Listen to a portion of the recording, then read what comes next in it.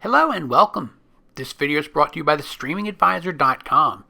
And what we're looking at in this video is the difference between the newly updated Fire TV interface that you see here on our TCL Roku powered TV and the old Fire TV interface that you see here displayed on our Hisense Roku powered TV. We like Roku powered TVs here. So, what we're going to take a look at is sort of the basic differences. If you have not gotten this update yet, we'll show you what you might have to do in order to get it. But what we're using on this TV here is a TCL soundbar with Fire TV built in, while the new interface is on the Fire TV LTE that you sort of see plugged in here behind our TV here. Everything is eventually going to get the new interface, but until then, I can give you an idea of what to expect while you're expecting, right? So here we're going to take a look at the work on the LT here, or the light LTE, and we're going to look at this. We're going to look at the home menu to begin with. The home screen is very similar on both devices, except for you see this Fire TV row here. That's going to be a little different.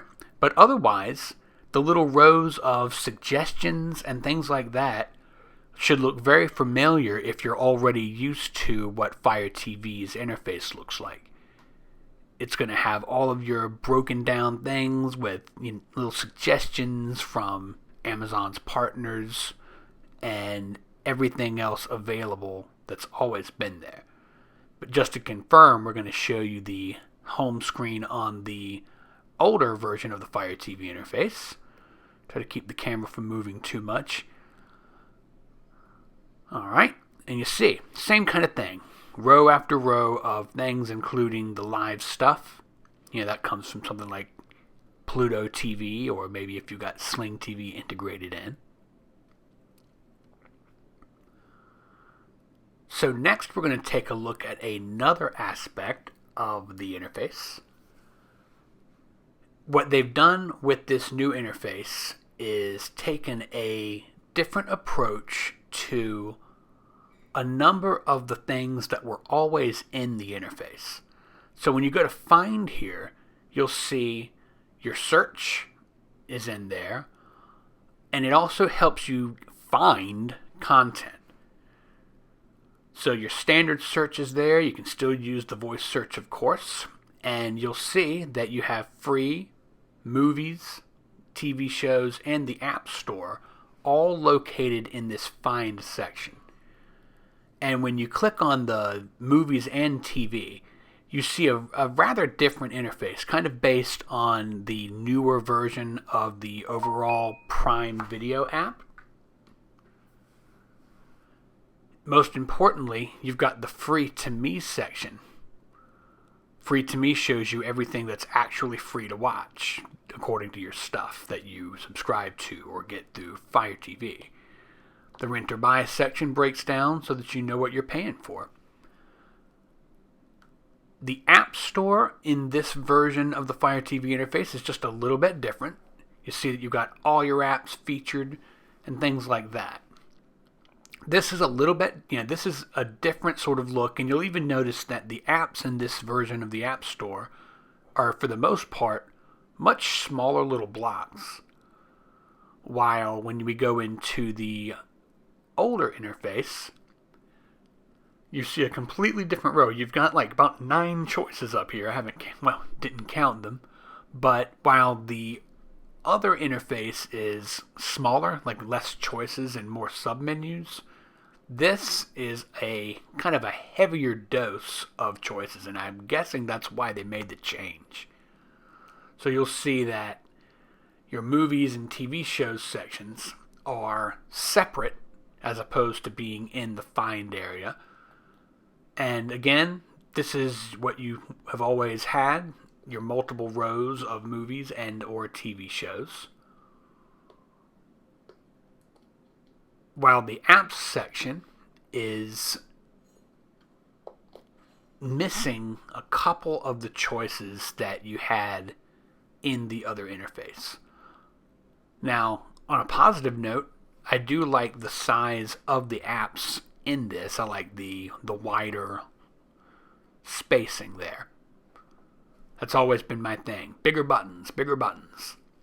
So, let's take a look at another aspect of this. The live section on the new interface is actually nearly identical to the live TV interface on the original setup.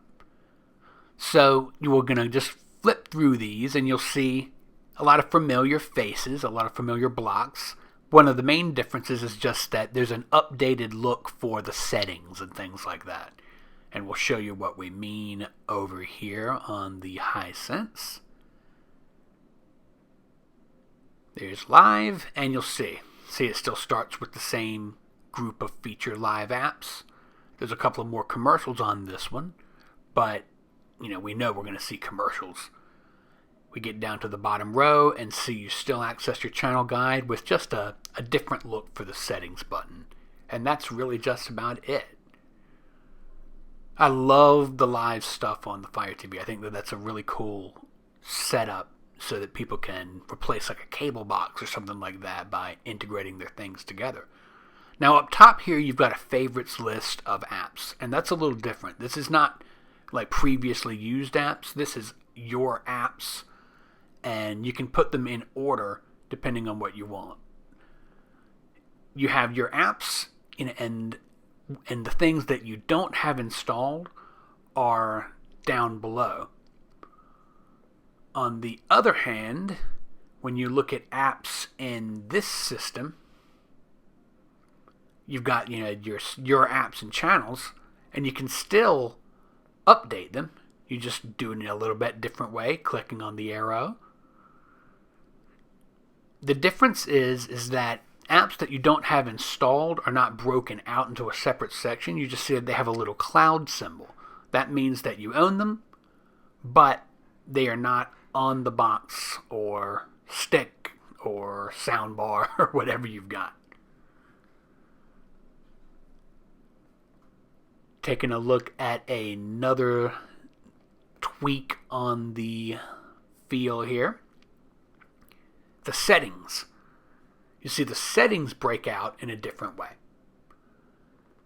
Your settings on the new Fire TV are just a little bit different. They break down into this, a couple of rows of squares. This is just a bit of a different take. It puts it all in one place. You no longer have to scroll all the way to the end of one thing to see what it is you want to see.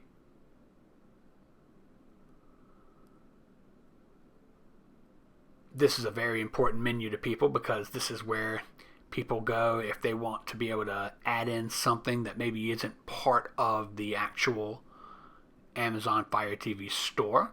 So you can still do so. You just have to go through one more step. For that's My Fire TV. So all of the options are still there. They're just in a different place, while the settings on the older interface look a little bit differently. Like I said, a little old-fashioned. Back when all of this stuff started, almost everything had this carousel. Roku was just one row of carousel with apps, and that's how sort of everything felt to begin with. So this system is just a little bit more of a throwback. Of course, it only becomes a throwback when something new comes along, but something new has come along, so hey, now this is retro. Now, eventually, of course, everybody will have the new interface, unless you have something like the very first Fire TV box that ever came out. And that's pushing it.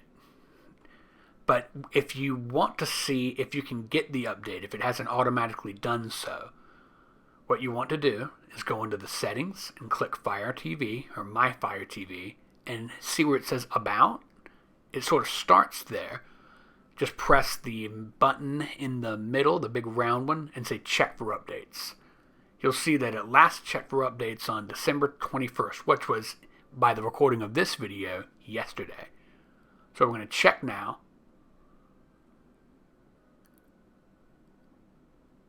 And and it still says the Fire TV is up to date. I don't know why it doesn't show that the last checked date is the 22nd, because it is the 22nd, but, might just be a glitch. But that's it. That is how you do that.